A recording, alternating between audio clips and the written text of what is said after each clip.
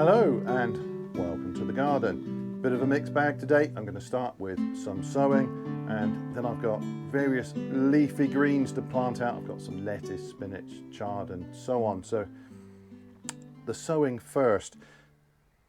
I will be sowing some French beans soon. The weather it's turned a little bit cooler, so I'm probably going to wait until May to get those going.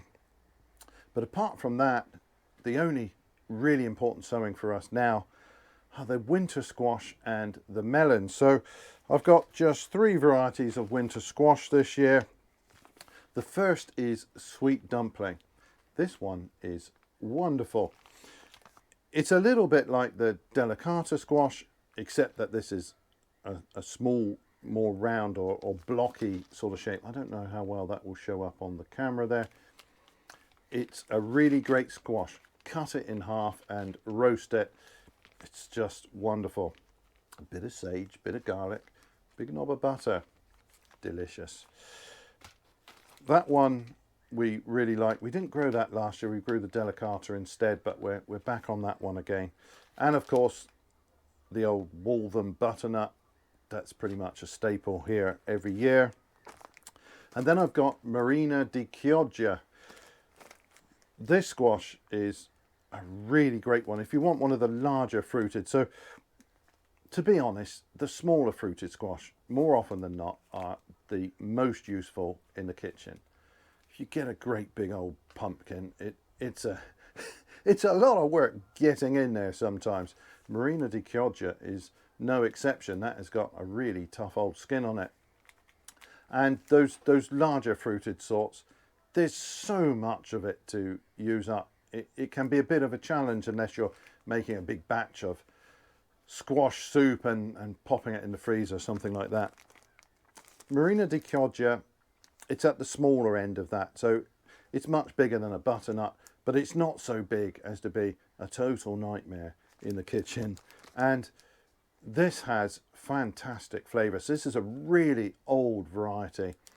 It's Italian, from Chioggia, same place as the stripy beetroot and various other interesting varieties. It's got an ugly, knobbly skin, pretty tough. It keeps very well. Dense orange flesh that's very richly flavoured. This is a delicious squash. We always do like the butternuts, but in a way they are rather less flavoursome than some of the others. You get a much richer, more nutty flavour from some of the other varieties, and this is one of them. So we want a few of these. We don't get too many fruits per plant. If we get 3 good sized fruits, that would be good going. So it's worth bearing in mind. But of course, we don't want too many fruits. If we have half a dozen of those, we would be delighted. So on to the melons. We've got 3 varieties, completely different from last year's selection. I've got Ananas here. This is the sort of thing that drives my wife mad. All the fruits and vegetables that are given names that are nothing to do with the fruit. Pineapple melon, Pitmarston pineapple, it's an apple. Blenheim orange, it's a melon or it's an apple. Pink fir apples, potato, all of that stuff she finds very annoying. I find it quite amusing. Anyway, this one, I don't think we've grown this one before, but it's a nice melon, so we will give that a go. And then I've got an old Italian variety, Zatta. This is described as brutto ma buono, ugly but good. So it's orange fleshed. It is sort of striped and lumpy and bumpy, and well, I suppose it's a little bit ugly. It's no worse looking than the Prescott melons I grew last year, but that should be very nice. And then I've got Ogen. There is a picture here, but it's so small, I don't think it's going to show up. This is, if I understand it correctly, one of the parents of the Galia melon. This is a melon we've grown quite often. Small, green, sweet flesh. Very nice little melon, but very, very similar to the Galia, of course. The Galia is a hybrid. This is the old open pollinated sort, so that suits me fine. I need, I think, 8 melons in the end to go in the cold frames. I've got 3 varieties, so I will mix and match, pick the best plants later on.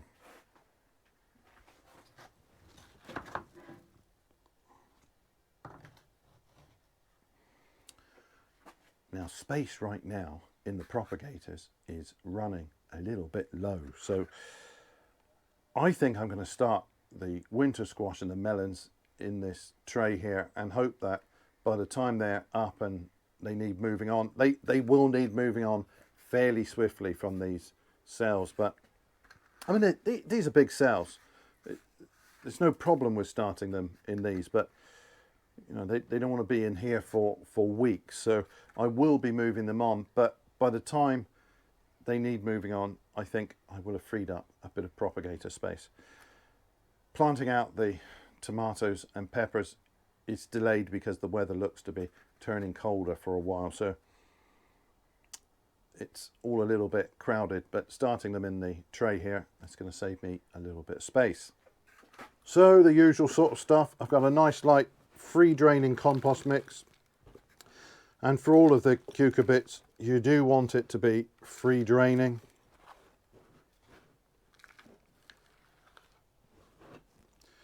So I'll just fill that lightly to start with.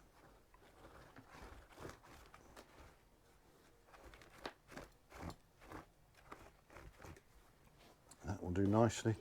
So I think, what have I got here?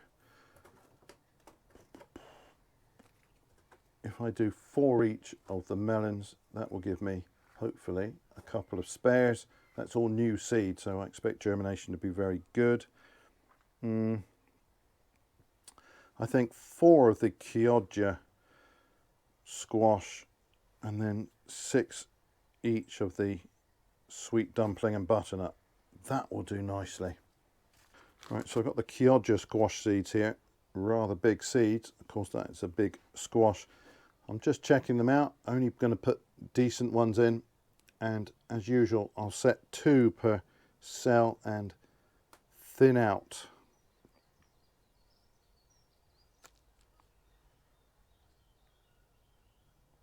I'm putting these on their edge as usual, and I'm not planting anything I don't like the look of. Butternut seeds, of course, are rather smaller, but exactly the same. I'm going to do 2 of everything in these cells.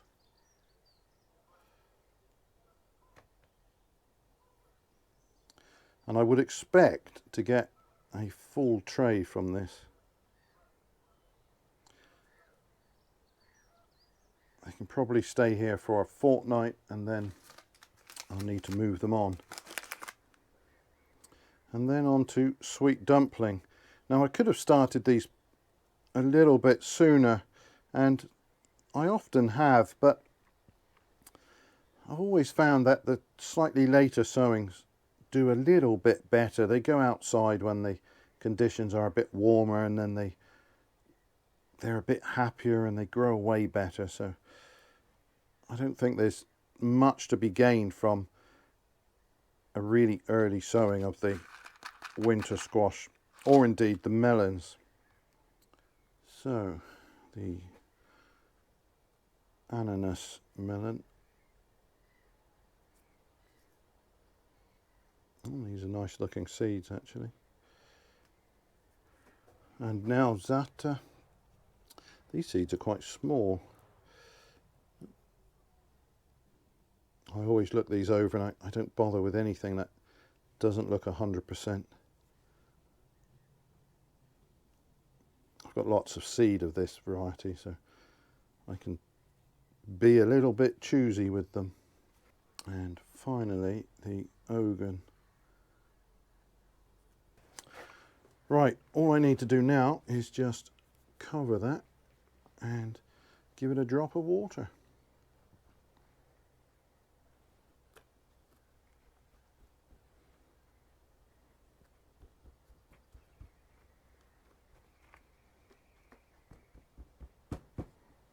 That will do nicely.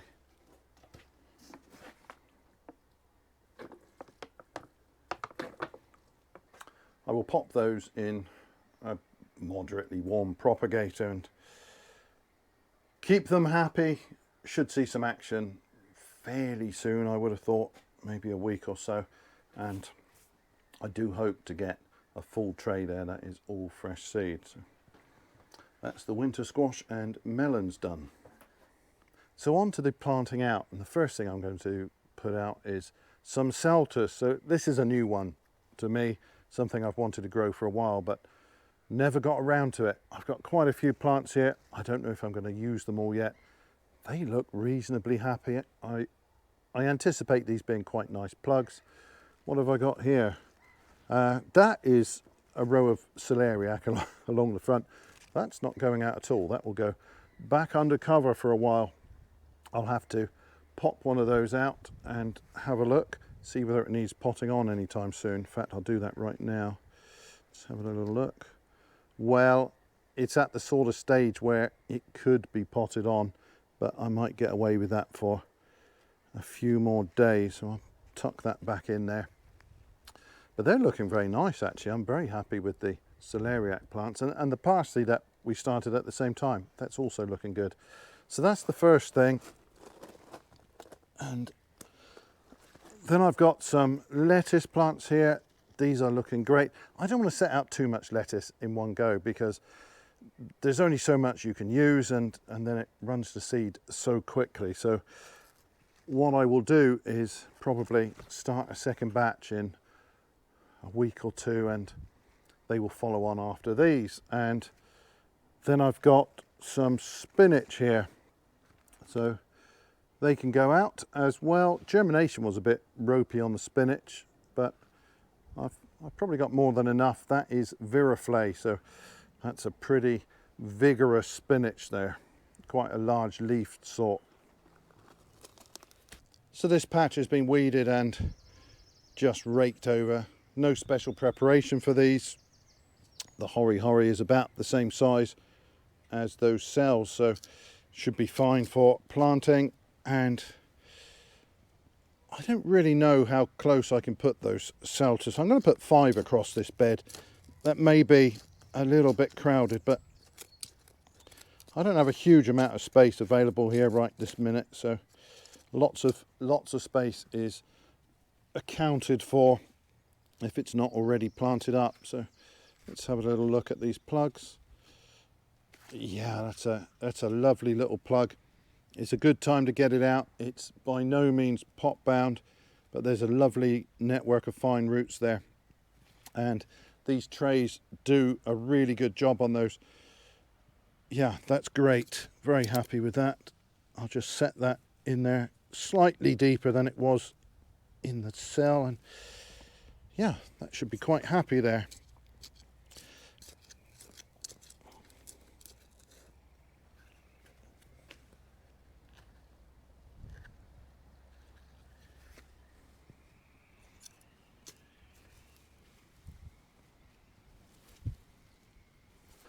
Right, so on to the lettuce. Now, I've got this old reinforcing mesh here that I've set up for the peas. Now, actually, this isn't really high enough. I suppose that's, what, 6'6", something like that. And I'm going to put alderman down one side and then a mange 2 Carabi de Moussan down the other. Those plants may or may not be ready to go out yet. I'll have to pop one out and take a look at the root system there. The alderman for sure will do 8 feet, and in a good season rather more than that. So this is a little bit short. It will get up the top, flop around and generally make a nuisance of itself. However, this was incredibly quick and easy to put up, and I'm in a bit of a hurry at the moment and I haven't got time to do anything better. So this is what the peas are getting. There's a little bit of flex in these sheets, but it's not going anywhere. I've got great big sort of reinforcing bar spikes at angles down at the base. There's just no way that the wind is going to pull this out, or at least I hope not, because I don't want it going straight through the polytunnel here. Anyway, the space underneath here is kind of dead space, so that is where I'm going to set out some of the lettuce, possibly all of the lettuce. Later on, when the peas are grown, doesn't care if it gets a little bit of shade. Those lettuce will probably be out of here before they're fully shaded anyway, but I will in all likelihood replace them with the second batch, and that dappled shade that they will get underneath this frame, not only does it make better use of the ground there, the lettuce don't like the heat, so they will be quite content in there. So I've got 4 different varieties and 4 of each, probably a couple of spares as well. Let me just check the spacing. How will that work? Yeah, that won't be too bad.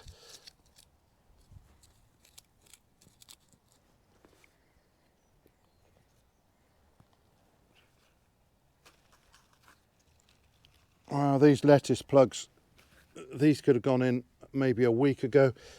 They got plenty of root on, but they will be absolutely fine in here. Nice little plugs, really.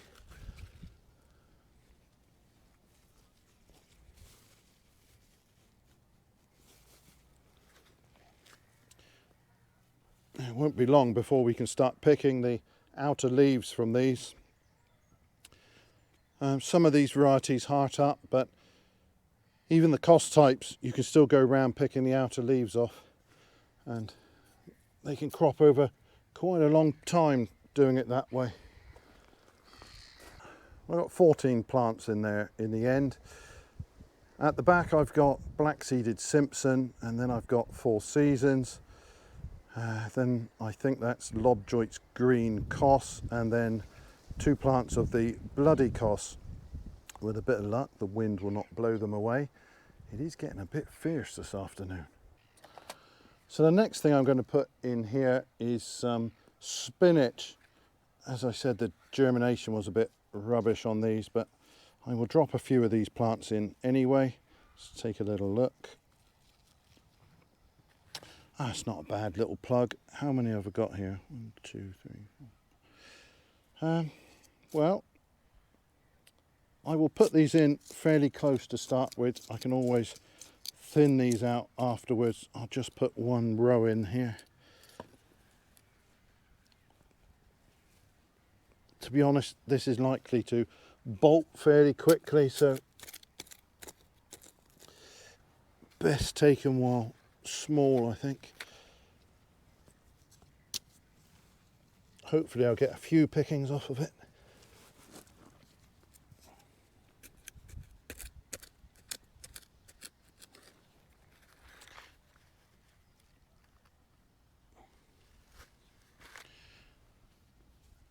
I'll put the small ones in the centre positions. What have I got here? I've got a similarly shabby collection of leaf beet. So I'll do exactly the same with those about here. And then I've got some chard. Now this will make big plants if I let it, which I probably will. So I'll just put a few of those in.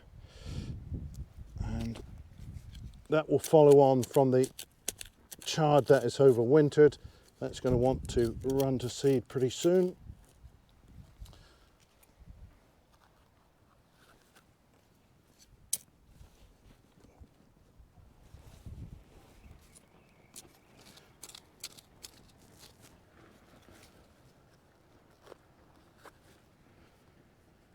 Oh, plenty of root on that. It's hanging out the bottom.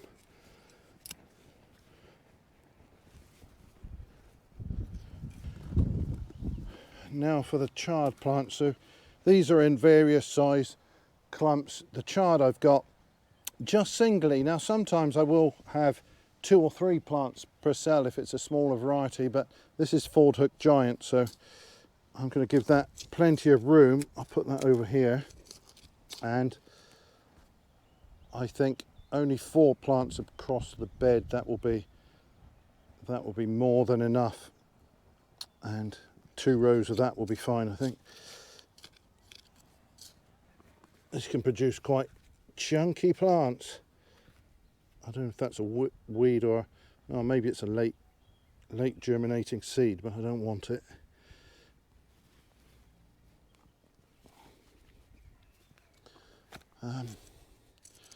Yeah, about there.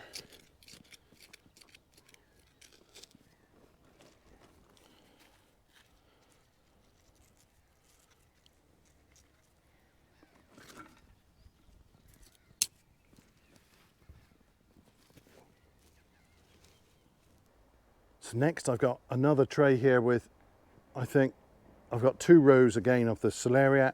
I'm not doing anything with that right this minute, but I've got the parsley here, and I don't think there's any doubt that that is good to go. Got roots hanging out at the bottom. They're nice sturdy little plants. Now actually, when I pricked these out, some of these were pretty small, and I said at the time that if you're really careful and you get under the plant, get all of the root out without damaging, and you do it a little bit methodically and careful, then you shouldn't lose anything. And there you go, that's a full tray. No losses there, so I'm quite happy with that. Anyway, I'm going to get some of this parsley in the ground, and then I've got some dill. So I started these with a little pinch of seed in these small pots, and I've got, I don't know, 3 or 4 plants in each pot. Now they look like they're still pretty small and could stay in there. You probably won't be able to see that on the camera, but there are roots coming out the bottom, so I think these are probably okay to go. So actually there's not a lot of root on the side, but down the bottom there is plenty. So I will get those in as well. And then I think this bed is done. Sometimes I have the parsley in small clumps, 2 or 3 plants that grow quite happily that way. And I think the ones that we overwintered were like that. But here I'm going to put out individual plants, and this is the giant Naples parsley, and you could give that lots of space. I don't think I will. I think I'll put in 2 rows, reasonably dense, maybe 5 plants across, and that'll give me lots of opportunity for cutting there. The parsley in the greenhouse, that is desperately trying to run to seed now. I think those stems grow a foot a day. It's incredible, the rate of growth, but it won't be too long before we have to pull those out. Hopefully these will be ready to take over.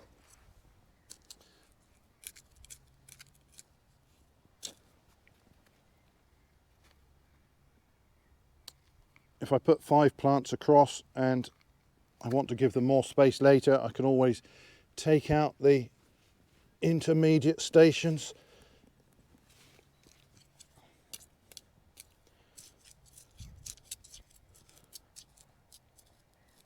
I do tend to plant reasonably close together, and you can do that in sort of no-dig beds like this. The soil's in good condition. I don't need to get between rows or anything, so I can have plants fairly close spacings. Yeah, and there's plenty of root on these. They're not bad. They're not really pot bound yet, but now is the time to get them in, that's for sure. The dill is a pain, of course. It will shoot up ever so quick and then run straight to seed. So I've got 6 pots. I'm going to put the lot across 1 row, and then I really need to get the next batch started if I want a continuous supply, because it doesn't last that long.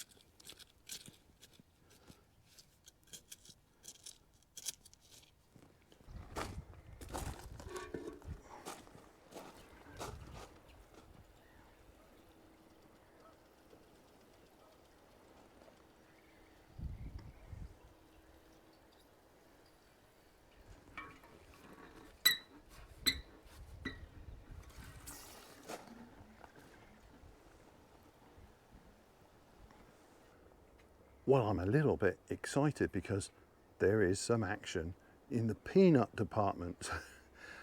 That's great. I'm very pleased to see that. Got a nice shoot coming here. These others have popped up their heads, so I think we're going to get at least a few plants. These bulges here suggest that a few others are coming out. Oh yeah, there's a little green shoot there. Brilliant. I'm very pleased to see that. What I came in to look at though were the next sowing of peas. So I've got Alderman and Carabie de Moussin, and yeah, they are nice, healthy looking plants. But the question is, do I have to plant them out today or can I leave it for a couple of days? Ideally, I'd want to do this in a couple of days' time. Well, there is a fair old bit of root, but once again, these trays are fantastic.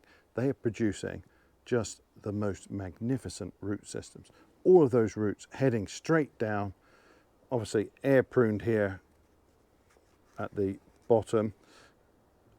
These will establish incredibly well when I plant them out. And yeah, these could be planted right this minute, but I think there's no harm in leaving these for just 2 or 3 more days, and then I'll have a bit more time to get to this job. So yeah, these will go out in a couple of days time, and yeah, they look like nice little plants, so I'm very happy with these. Which variety is this?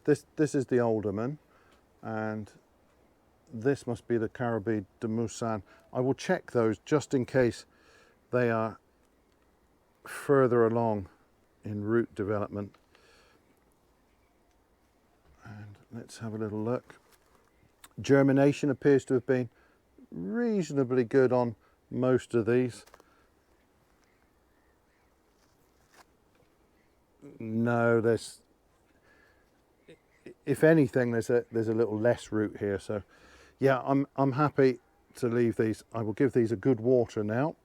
That compost feels a little bit dry, and I can leave those for later. So I think I will also have to pot on that celeriac pretty soon. I'll probably do that at the same time I plant these peas out.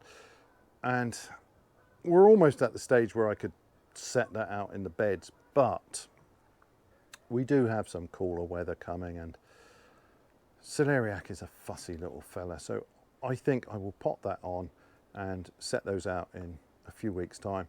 At this stage, those roots are growing quite quickly, so they don't need to be in the next pot for too long. I won't put them in anything too large. So anyway, that means my job is done for today. So that's all for this video. Thanks ever so much for watching, and bye for now.